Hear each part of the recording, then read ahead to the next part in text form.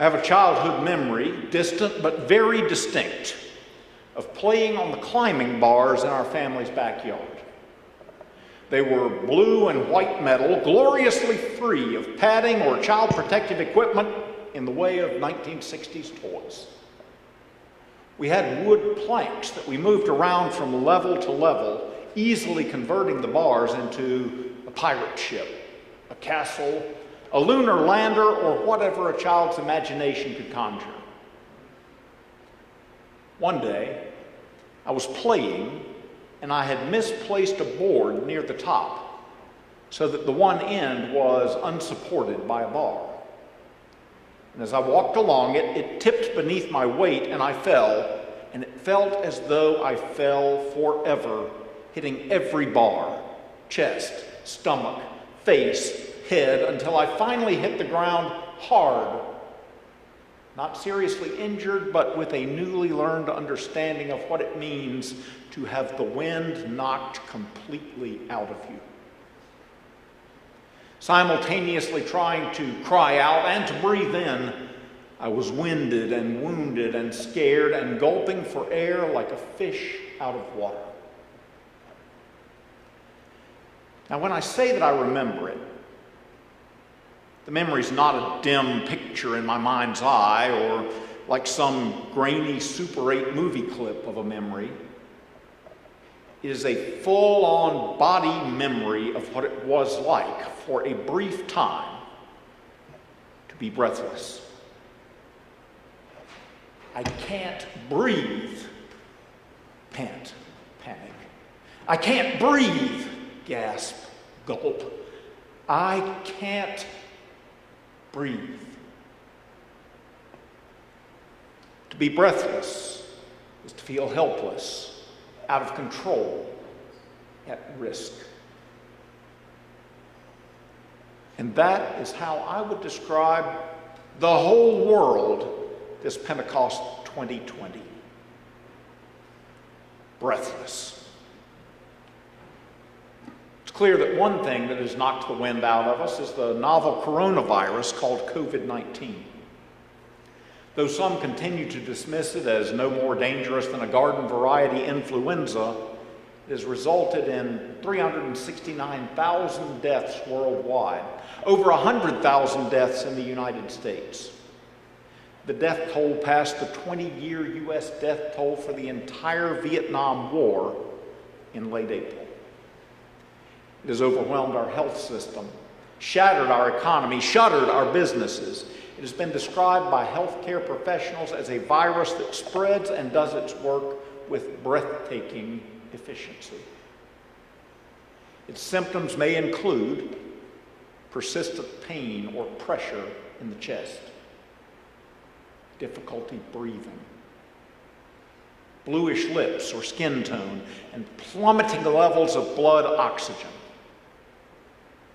Certainly, the pandemic is a source of our collective breathlessness this Pentecost day. But COVID-19 only forms the backdrop for a different kind of horrifying, breathtaking threat to our collective lives and livelihoods and to our very humanity. Crises have a way of revealing what is best in us and what is worst in us. They can reveal our nobility, humility, civility, generosity, and our kindness. Neighbor helping neighbor, stranger helping stranger, acts of sharing and caring and decency. And look around you, and you will certainly see these things. But crises also reveal us at our worst. How we behave when under stress, or anxious, or fearful. What we collectively are made of. They reveal in fresh light the rips and tears in the fabric of a society. And the fires burning this Pentecost are in our nation's cities, as riots and rage spread as rapidly as the virus itself. The source of the anger? On the very surface of things,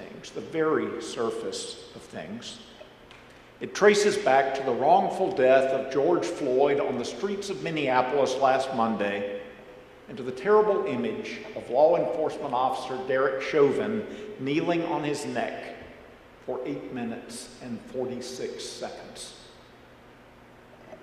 8 minutes and 46 seconds, cell phone video documents, in which the gathered crowd urged Officer Chauvin to stop.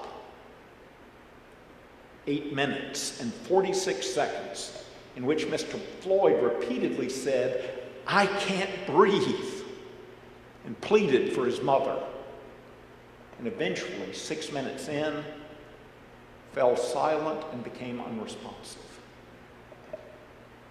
The crowd then asked the officers to check Mr. Floyd's pulse, and despite his colleague finding none, Officer Chauvin knelt with his knee on George Floyd's neck for nearly 3 more minutes.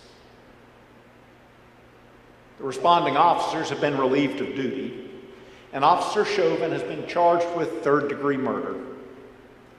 And Americans of every race and station feel a sense of breathless outrage as we see that video.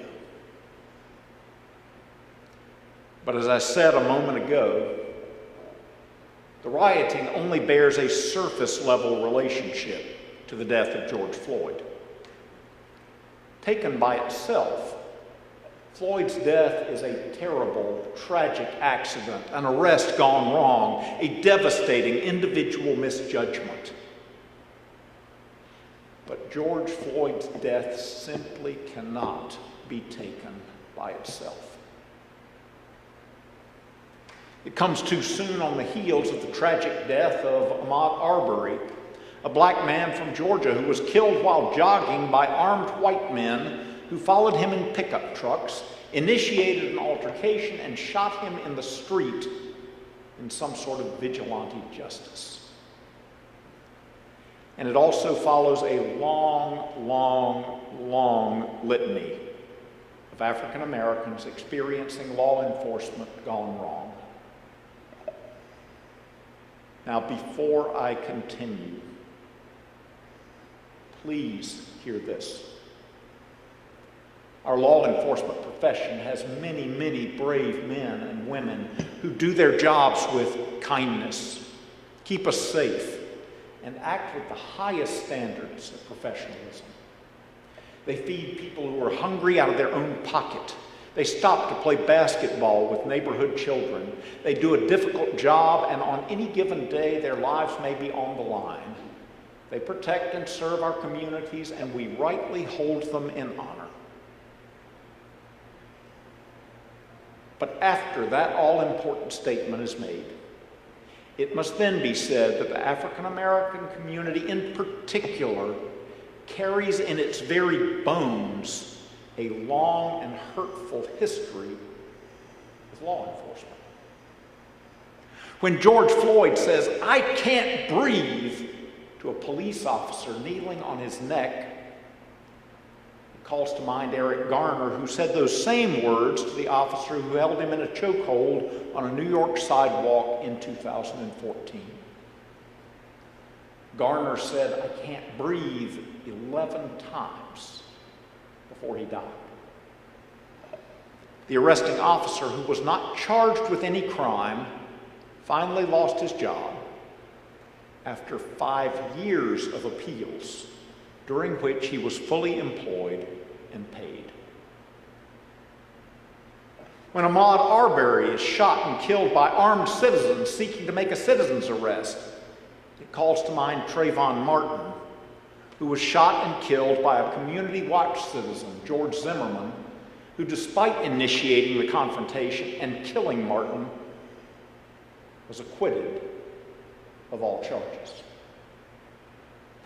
There is in the collective body a cumulative pain that builds and builds and builds with each of these isolated incidents. I would suggest it's a collective memory that white Americans can only imagine. Here are but a few of the names and the incidents and the results. Amadou Diallo, shot and killed in New York in 1999 while reaching for his wallet so that he could show his ID. The officers were acquitted of all charges. Alton Sterling, shot and killed for selling CDs outside a Baton Rouge convenience store in 2016. No charges were filed. Philando Castile, shot and killed during a 2016 traffic stop in Minnesota after telling police he was reaching for his wallet. The officer was acquitted of all charges. Terrence Crutcher, shot and killed by police in Tulsa, Oklahoma in 2016. The officers were acquitted of all charges. And there are many more such occurrences in which an African American is killed as an act of overreach, and the actions of the officers go perhaps not uncondemned, but nevertheless unpunished. A pass has been awarded again and again and again.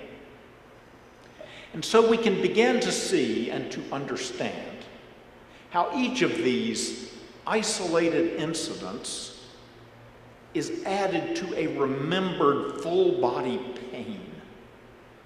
Each name is added to a too-long litany. And the reason for the slogan, Black Lives Matter, is because ample evidence suggests that they are far too cheap. They are often taken without cause, and as acquittal after acquittal piles up, they are taken also without cost, at least not to the perpetrators. While not for a moment condoning rioting or mayhem, we begin to understand the primal sense of outrage that is felt by black and white citizens alike,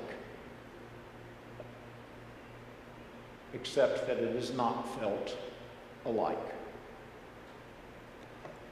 Our white citizens do not and cannot carry in our collective body the fear, the pain, the grief, and the outrage of slavery or of lynching.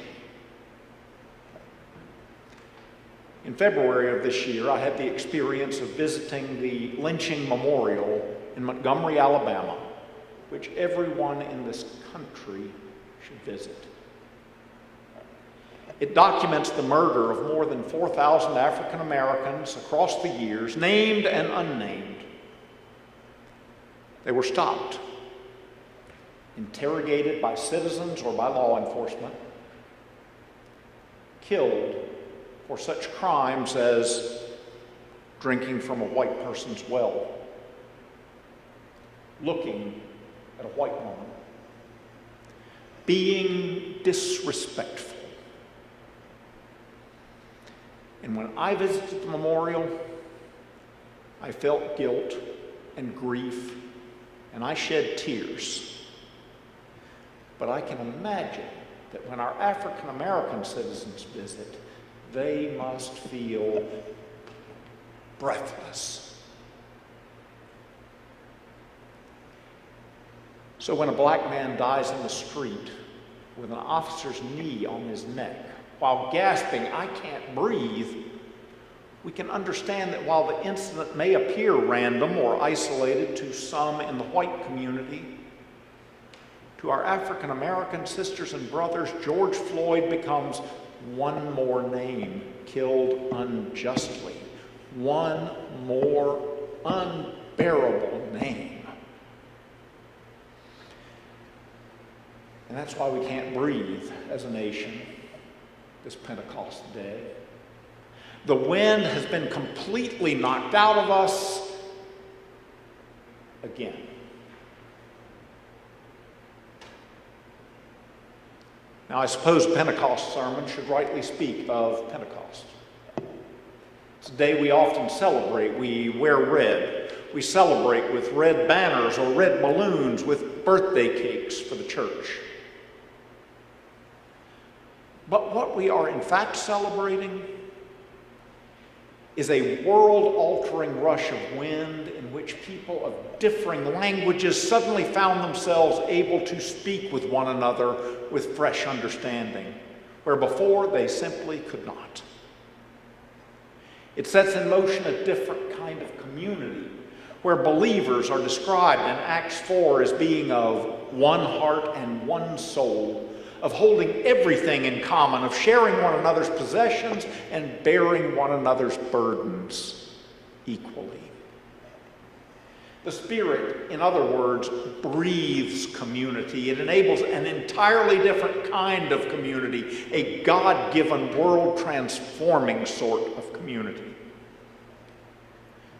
Spirit on Pentecost does an utterly new thing, as the Spirit has always and ever done.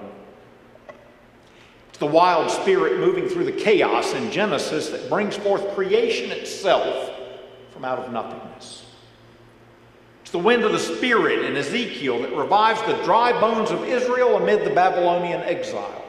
Again, newness from nothingness, new life from out of the very power of death. So this Pentecost, we don't just celebrate the past activity of the Spirit. Instead, we might rightly yearn for and pray for and hope for in our very bones and anticipate the breath of the Spirit wind bringing life and renewal to a world that presently can't breathe. But we might also expect that the Spirit will not do it alone. On the day of Pentecost, the Spirit wind was a sending wind. It blew the church into being and then blew the church out of the room and into the world.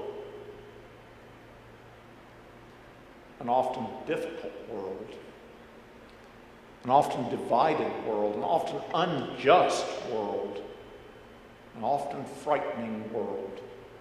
A world aching for the church's ministry and engagement, and for the church's truth.